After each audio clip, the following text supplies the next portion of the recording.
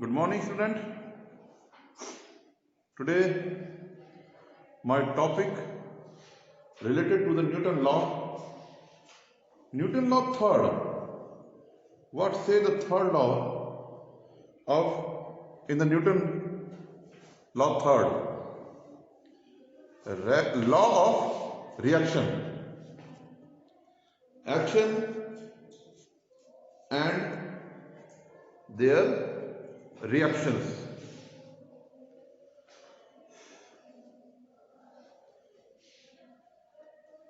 आपने जो third law है वो आपने गेम्स में अपने लाइफस्टाइल में उसको देखा है, देखा भी है। गेम्स में भी अप्लाई होता है लॉ का, जो है थर्ड, जो न्यूटन का जो थर्ड लॉ है वो अप्लाई होता है। कैसे होता है, किस प्रकार से होता है, आइए उसको हम समझते हैं। It is the third law of motions.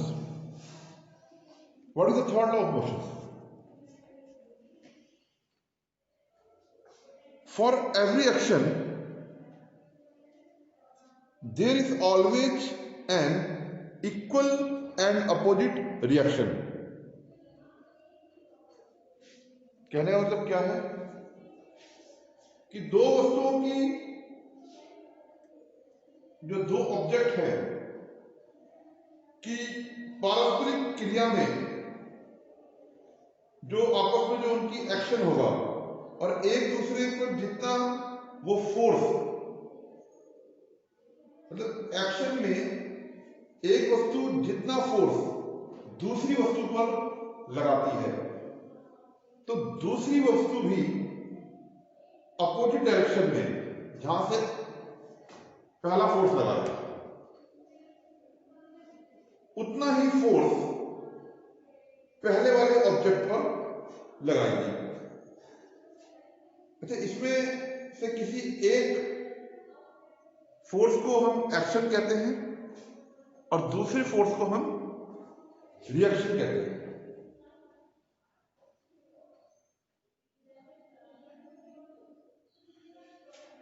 समझ में आया? एक बार फिर once again.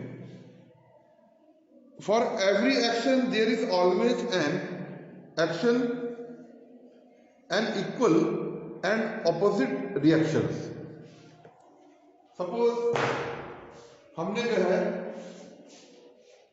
दो मार्बल्स लिए हैं, कांच की गोलियां समझने के लिए, उनको हम लटका देते हैं।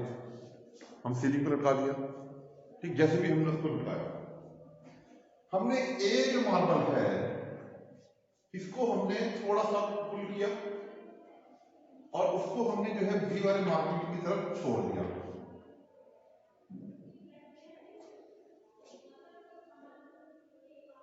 उसके बाद जो ए मार्बल है वो दूसरे मार्बल पर टकराया, टकराने के बाद वो आगे चल गया, फिर आगे आने के बाद फिर वापस पीछे आ गया। ठीक, कहने का मतलब ये है कि ए जो मार्बल है जितना फोर्स बी मार्बल पे लगाएगा और लगाने के बाद जब वो आगे बढ़ेगा, ठीक, उसके बाद यही बी उतना ही फोर्स ए पर लगाएगा, उतना ही पीछे वो पीछे जाएगी। जितना जो एक्शन यहां पर होगा उसका रिएक्शन भी उतना ही होगा उसके अपोजिट साइड में। जैसे सपोज कि हम एक एग्जांपल, एक आसान सा एग्जांपल है, बंदूक की गोली। ये आपकी क्या है? राइफल है। इसके अंदर क्या है? बुलेट है, बुलेट। अब बंदूक की गोली पे हम जब ट्रिगर दबाते हैं, ट्रिगर दबाते हैं, जब दबाने पर जितना फोर्स से वो गोली आगे की तरफ जाएगी उतना ही जो राइफल है वो पीछे की तरफ होगी। आपने देखा होगा कि जब शूटिंग होती है, जब गन जो है कंधे पर रखते हैं क्यों रखते हैं कि हम उस बंदूक का जो है जो वेट है, उसका जो एक्शन है, जो उसका रिएक्शन है, उसको हम हैंडल कर सकें। तो उस रिएक्शन को हैंडल करने के लिए क्या करते हैं, हम अपने शोल्डर पे यहाँ पे रखते हैं, यहाँ पे फंसा के रखते हैं बंदूक को। और कई बार क्या होता है कि जब उसका रिएक्शन होता है बंदूक का, तो कई बार कंधे जो है वो डैमेज हो जाते हैं, टूट जाते हैं, और टिश्यू टूट जाते हैं उसमें। तो कहने का ये है कि जब हम बंदूक को जब हम रखेंगे और हम टिकल दबाएंगे जब हम, तो जितनी स्पीड से गोली जाएगी उतना ही फोर्स हमारे शोल्डर पे लगेगा, अपोजिट साइड में। ठीक, तो ये हमारा एक एग्जांपल है। नंबर 2 एग्जांपल आप देखिए, जब हमने देखा होगा तोप के जो गोले होते हैं पुराने समय में जो होते थे, अब भी हैं, अब भी जब हम बोफोर्स तोप, जब हम बोफोर्स तोप चलते हुए देखिए टीवी में, तो जो तोपें जो होती हैं, जो जब उसमें से जो वो बम वगैरह निकलते हैं, तो जितनी फोर्स से वो जाएगा उतनी ही फोर्स से वो पीछे हटेगा। वो जो तोप है या मिसाइल है उतनी बैक हो जाएगी, जितनी तेजी से वो आगे जाएंगे उतनी ही तेजी पीछे आएगी। तो ये जो लॉ लग रहा है, इसको बोलते हैं लॉ ऑफ थर्ड या थर्ड लॉ ऑफ न्यूटन।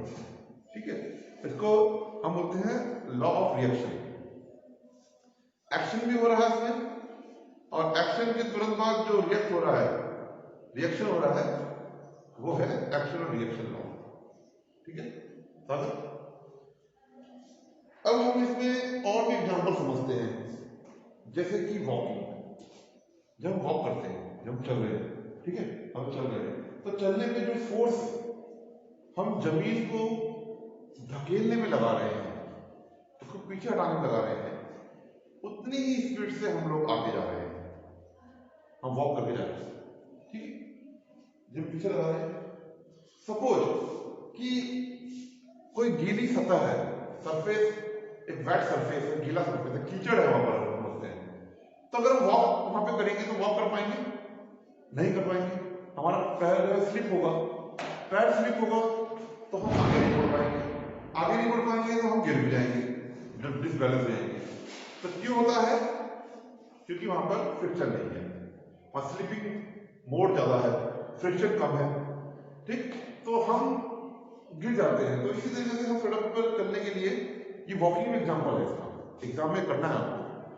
तो जब हम पैरों को पीछे धकेल रहे हैं, पैरों को जमीन को फोर्स लगाकर हम धकेल रहे हैं जमीन को, तो वहां पे क्या हो रहा है? एक्शन। ठीक, और जब हम आगे बढ़ रहे हैं तो वो उसका रिएक्शन है, अपोजिट फोर्स लगा रहा है। ठीक, इसी प्रकार से कुछ एग्जाम्पल और आगे देखते हैं। एग्जाम्पल है हमारा स्विमिंग। पीछे ये सोच रहा होगा कि बीच में कि स्विमिंग को कैसा सर समझाएंगे। अब स्विमिंग में क्या है कि जब हम स्विमिंग कर रहे हैं, स्विमिंग में क्या है कि हम जब उसमें उतरते हैं, जब हाथ चलाते हैं अपना स्विमिंग के लिए, हम जब स्विमिंग कर रहे हैं, हम हाथ चला रहे हैं, हम पानी पर जो फोर्स लगा रहे हैं, पानी को हम धकेल रहे हैं पीछे की तरफ, तो पानी को जब हम धकेल रहे हैं उसको क्या बोलेंगे हम? एक्शन। ठीक, और जब हम पानी को धकेल कर आगे बढ़ रहे हैं, वो उसका रिएक्शन है। जितना फोर्स हमने पानी में लगाया उतनी फोर्स से हम आगे जाते हैं। ठीक, ये एग्जांपल है, आगे चलते हैं। इसी तरह से ये है हमारा example swimming.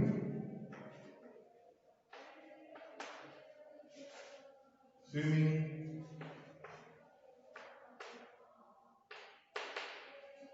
Shooting,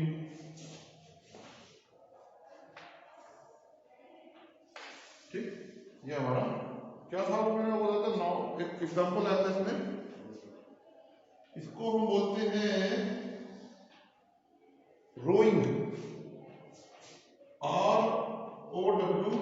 ROWING, rowing, नौकाचालन। नौकाचालन में क्या है? नौकाचालन में वैसे ही होगा जैसे स्विमिंग में है, हम चप्पू से पानी को जो है पीछे की ओर धकेल रहे हैं, फोर्स लगा रहे हैं, पानी को धकेल रहे हैं, आगे बढ़ रहे हैं, आगे बढ़ रहे हैं, ये हमारा क्या है? एक्शन। और जब आगे बढ़ रहे हैं उसका रिएक्शन है, नाव जब आगे चलती है। रॉकेट में भी यही है, जब हम एयर शटल जो है जब हम स्काई में भेजते हैं, तो जितनी एनर्जी वहां पे जो है वो जब अंदर इकट्ठी करके जो है उसको फेंकता है, जितनी एनर्जी फेंकता है सरफेस, जितनी एनर्जी फेंकता है, जितनी एनर्जी फेंकता है, वहां पे एक्शन हो रहा है, उतनी स्पीड से धीरे धीरे धीरे धीरे जब वो रॉकेट ऊपर जाता है, एनर्जी और फोर्स बनाता है और बनाता है, फिर और तेजी से वो ऊपर की तरफ निकल जाता है। वहां पे भी लॉ का न्यूटन का थर्ड लॉ जो है वर्क कर रहा है, लॉ ऑफ रिएक्शन। और कहां पे करते हैं लॉ ऑफ रिएक्शन का?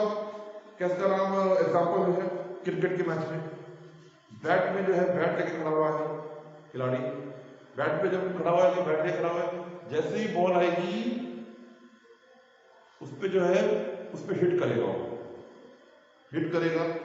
उसके अपोजिट बॉल पे जो है फोर्स लगेगा, बॉल और बैट का जब कांटेक्ट होगा वहां पे एक्शन बनेगा, और उसके बाद जो रिएक्शन होगा बॉल उतनी तेजी से दूर जाएगी और बैट उतनी तेजी से पीछे की ओर धकेगा। जब हिट करते हैं तो बैट वहीं के वहीं नहीं रहता है, बैट भी कुछ दूरी पर वो आएगा, जितनी तेजी से हिट करेंगे उतनी तेजी से बैट पीछे की ओर आएगा। वो भी एग्जाम्पल है, ठीक। और फिर जो लॉ का जो सेकंड जो न्यूटन का जो सेकंड लॉ है वो काम किस पे कर रहा है? बॉल पे कर रहा है। जितनी तेजी से हम उस पर हिट करेंगे उतनी ही वो डबल दूरी पर जो है वो उतनी तेजी से एक्सीलरेट होगी बॉल, ठीक। वो भी है। और थर्ड लॉ काम कर रहा है बैट का और बॉल के जब कांटेक्ट होता है, जिस स्पीड से टच करेंगे उसी स्पीड से बैट पीछे की ओर हल्का सा आता है, हल्का सा जोर से लगता है ना। आप जब बॉल मारेंगे तो वो हाथ थोड़ा सा मूवमेंट करेगा पीछे की तरफ, ये ध्यान रखना है, एकदम वहीं क्यों नहीं रहता है। अगर ऐसे करोगे तो बॉल वहीं रुक जाएगी, हिट लोगे तो बॉल और बैट में कहीं कांटेक्ट जो है रिएक्शन होगा, ठीक है। फुटबॉल की बॉल पर जब हिट करते हैं तो फोर्स बनाते हैं, एक्शन और रिएक्शन का काम वहां भी होता है, ठीक।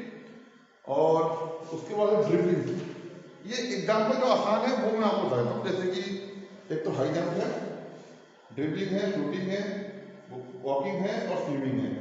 ड्रिबलिंग इन बास्केटबॉल क्या है?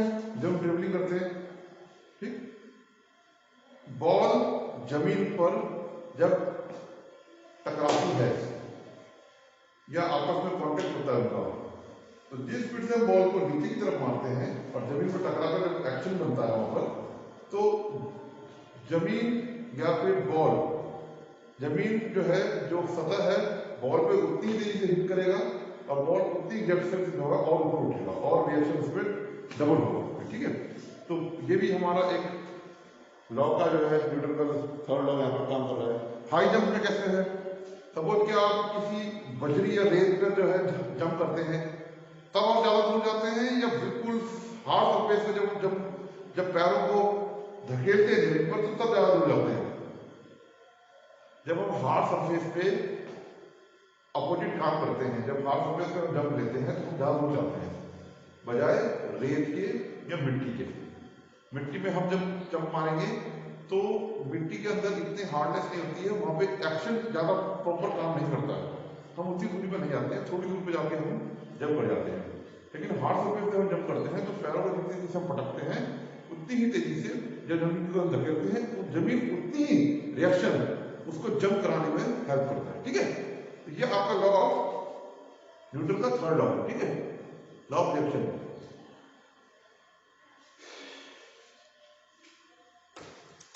आइए थोड़ा सा इसमें जो है काम करते हैं, क्या है इसमें। Okay, it is the third law of motion. According to this law, for every action there is always an equal and opposite reaction. उतना ही बल, उतना ही फोर्स, जितने फोर्स से हम लोग उस पर जो है एक्शन करेंगे उतने ही फोर्स से वो उसको जो है रिएक्ट करेगी, वही ऑब्जेक्ट उस चीज पर, ठीक है। There are also may example in the sports where this law is applied. Example, springing in diving board for gaining maximum height. Next, second, bouncing on trampolines, comma, thrust against the water in the swimming. This application of this law in various sports is given below. कौन कौन सा है? Swimming, shooting, walking. अब कैसे है swimming? A swimmer pushes the water pushes the water backward, पीछे की ओर धकेलना, this is action. This water pushes the swimmer forward, these are reactions with the same force, उसी फोर्स से आगे, ठीक. Walking, when a person walked, he she pressed the ground in the backward. Process ground in the backward directions. This is action. His her fit. The ground pushes him her in the forward direction with an equal force. These are reactions. Walking. When a person walked, athlete pressed the ground in the backward direction. This is the action. By person fit, the ground pushes person in the forward directions with an equal forces. These are reactions. Okay, पढ़ो नहीं. Shooting में, what is shooting? अब shooting में क्या है? In the shooting, when a gun or pistol is fired, the bullet move forward. This is action. The gun or pistol jerk backward. This is reaction.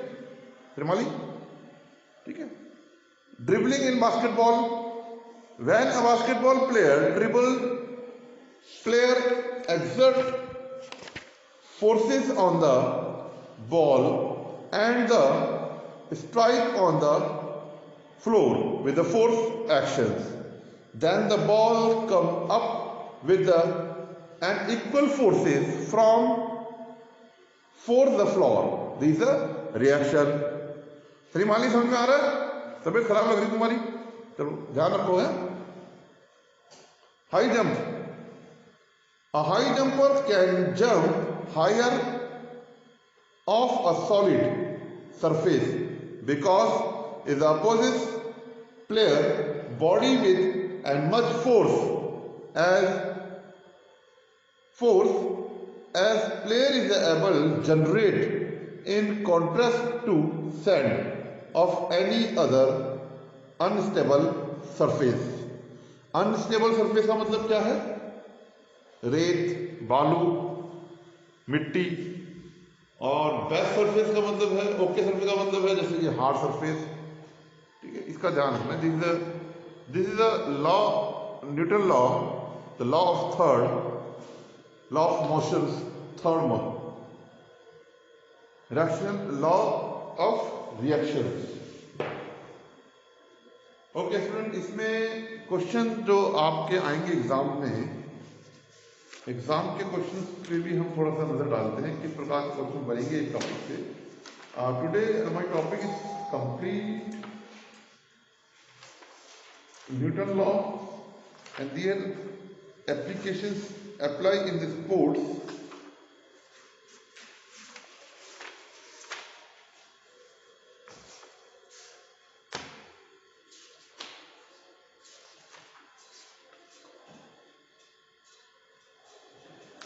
In a 5 mark, elucidate Newton law of motion and their application in the various game and sports. ये तीनों law इसमें आ जाएंगे, ज़्यादा tough नहीं है. 3 laws आप करिए, तीनों लॉ को लिखिए और उसके एग्जाम्पल दे दीजिए. 4 example enough in the 5 marks. ये 3 एग्जाम्पल अगर नहीं आ रहा है और 4-5 एग्जाम्पल लिखेंगे एवरी लॉ में, तो आपका 5 मार्क्स का क्वेश्चन बन जाएगा, आंसर बन जाएगा. अच्छा, अगर 3 मार्क्स का अगर क्वेश्चन बनता है तो कैसे बनेगा?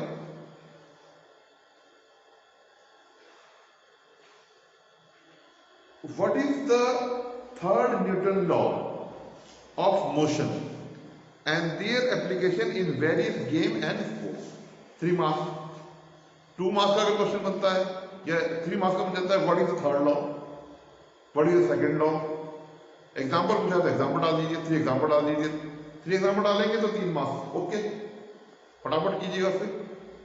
ठीक है. And explain the law of acceleration. Question आ सकता है एग्जाम में। Explain the law of reaction, okay, law of reactions जो मैंने आपको बताया, and explain the law of inertia, ये क्वेश्चन भी इंपॉर्टेंट है आपका। And what is the projectile, explain and the factors the effect of projectile trajectory, and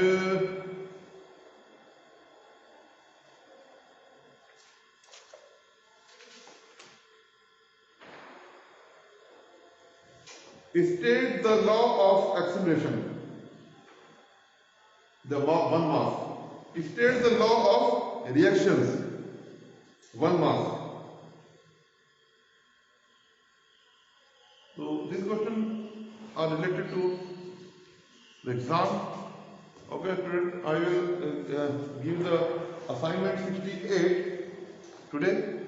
So thank you very much and God bless you. Topic is complete.